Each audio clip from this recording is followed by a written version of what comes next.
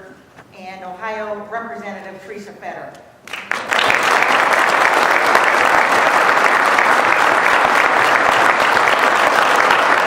not only see behind us union brothers and sisters, but our community. This is the fabric of our community.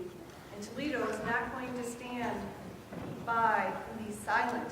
Silence is defeat, right? About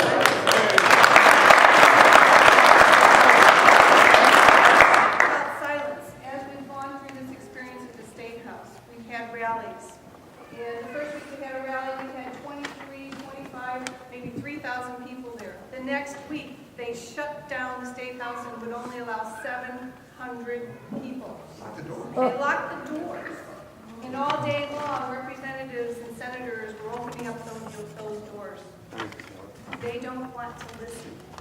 That's a sign they don't want to listen. They have not been listening in committee. They're not listening to people who the next week came and forced the State House. So, file a lawsuit, make sure your doors are open. But I look at this as something that's tearing the fabric of this country. In our Constitution, we have a right to free association. This is a free association that we have to fight very, very hard in our country to get. And now they're going to take it away. This is an attack on the people who hold the fabric and the strength of our communities together. For someone or a group of people who want all the power and all the money. Now I remember when our economy crashed.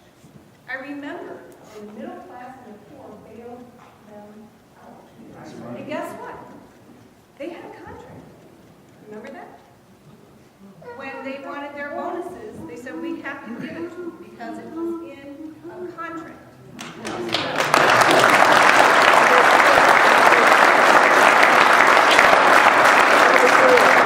call that a double standard. I call that unfair, basically fundamentally unfair. And they must remember, obviously they forgot, so we're going to help them remember that they need to have shared sacrifice, and that's what this is about. I've heard over and over and over from the Republicans in Columbus that we need to sacrifice more, that we're not sacrificing enough. Coming here and sacrificing their time to keep their job.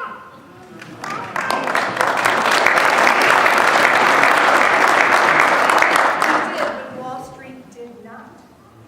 So now that they have the power in this last election, they have miscalculated or overplayed their hand in grabbing more power from these United States.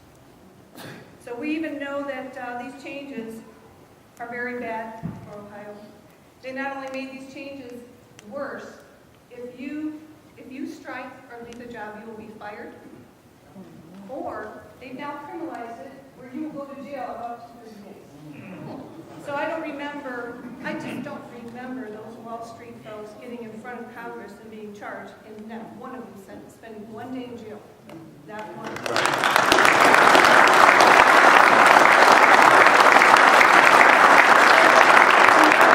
We know where they're going, and I will fight every one of you proudly. I will never call this country the United States of corporate America.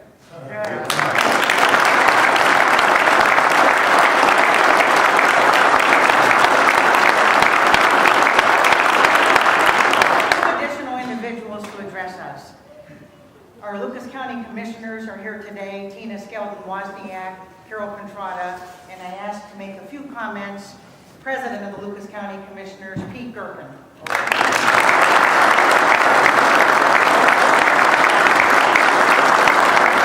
Thank you for the opportunity, and what a better place to speak truth to power in this vestibule of Warren AME Church with these pastors behind us.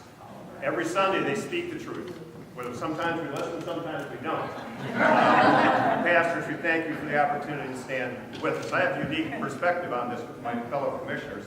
I've been on both sides of the aisle, and let me tell you a few things about Governor Kasich that he's not telling the truth on. I had an opportunity to speak with him about 3 weeks ago. Stand right next to him. He's got a great way of speaking. He likes to say, if he doesn't agree with you, preface it with, you gotta be kidding me.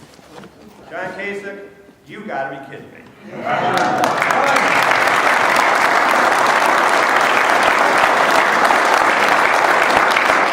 Here's a guy that's the first first minority elected governor in 50 years in Ohio, didn't even get 50% of the vote, is now going to tell us that have served our communities in the most critical jobs that he never has of how we ought to live.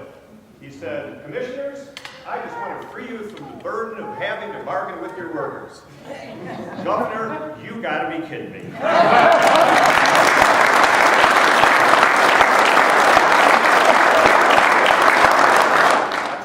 Freedom we need in government. We need the freedom to sit down with the people that we work with. We need the freedom to sit down and talk to them about what they need. We need the freedom to understand that they're the ones doing the work, and we're the ones that ought to give them the tools to do it. And in this community, the pleasure of bargaining, the people that you see behind us, has always been an important part of government in Lucas County, and we haven't had a problem. We've listened to them on health care. We want to listen to you on health care. You're the ones that take it home.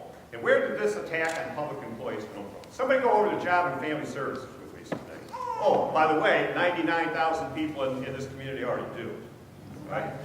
And talk to that caseworker that has 700 cases on their desk. Talk to that caseworker that is making $14 to $15 an hour. Talk to that caseworker that hasn't had a raise by their own assent in the last 3 or 4 years. Talk to that worker that's held health care costs down for everybody in this community. And you tell me, Governor, that we can't talk to them and they need to be quiet? I think not. And finally, what do you got against pensions? You got to be kidding me. Mr. Neeson, you got a pension we'd all die for. You took it from us. You took it from us in Columbus, you took it from us on Wall Street, and you don't want us to have the same rights. It's immoral. It's going to be illegal. Representative Selassie, you're right. This law will not see one day alive. They can vote whatever they want. This community will not.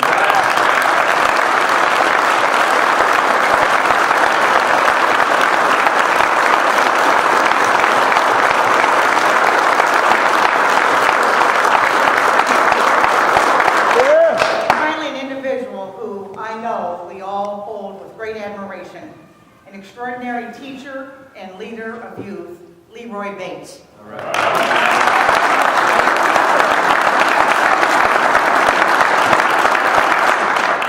It's my pleasure today to stand with my union brothers and sisters and the state representatives, as well as the religious community. I stand here as a teacher. My wife's a teacher, retired teacher. We have 3 children who are teachers. And we know the value of education. I came from Mississippi as a young boy, up to Toledo. And through the TPS system, we were given opportunity. And we want to see that opportunity extended to all young people. My father worked at Jeep for over 30 years. Worked 2 jobs, in fact, for over 30 years to raise a family of 7.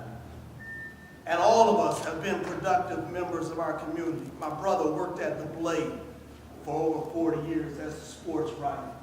And so we know the value of education. We know the value of unions because they taught us that you have to stand up for something. And I'll tell you today that as a member of the Toledo community, we're going to stand up to State Bill number 5. All right. We're not lying.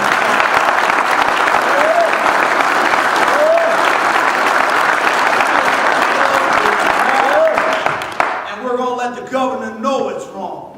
When it comes time, if they pass it, when it comes time in November, we will march again. There you go.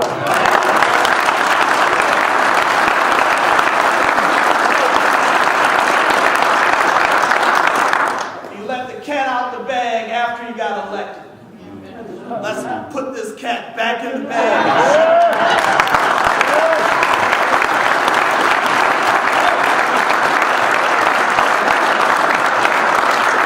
We want to thank everyone for coming out and being part of this very serious matter. We were challenged and we were criticized and we were told not to do this because you need to know all the facts and that we need to bargain with some of the things that are good or bad.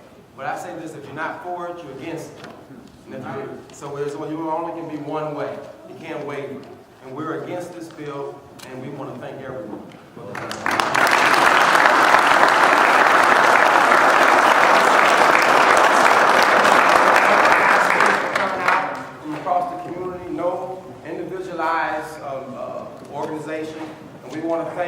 Hill, a board member from the school system, for being with us as well. Let's give her a round.